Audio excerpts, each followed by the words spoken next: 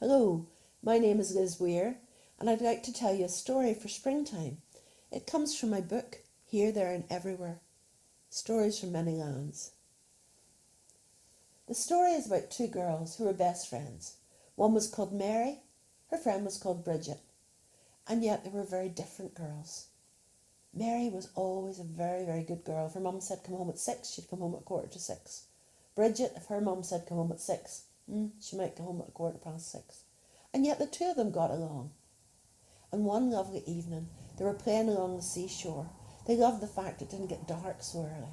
But Mary looked up and she said, time we were going home now. And they started walking up the cliff path when all of a sudden Mary stopped and said, shh, can you hear it? Thought we had to go home, said Bridget. Listen. And they stopped and they listened to the most beautiful music.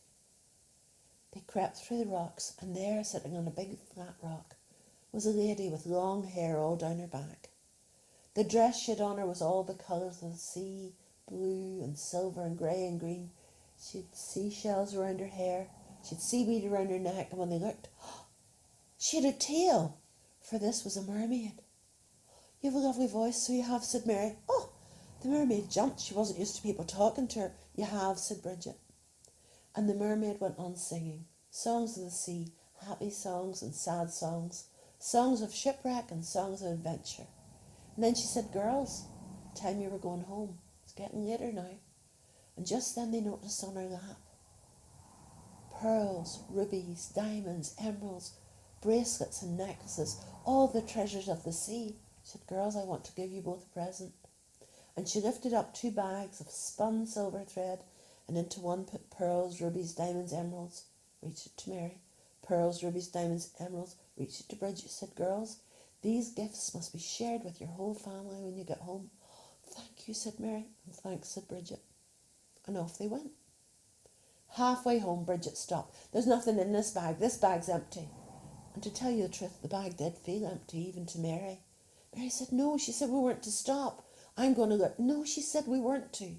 But of course Bridget tipped up the bag, and out came a stream of silver sand. Told you it was a trick. Open your bag. Do you think Mary did? No, she did not. She ran for home. She ran into the house and tipped the bag up onto the table. Around her were her mother, her big brother, her wee sister, her granny. Her dad was out fishing.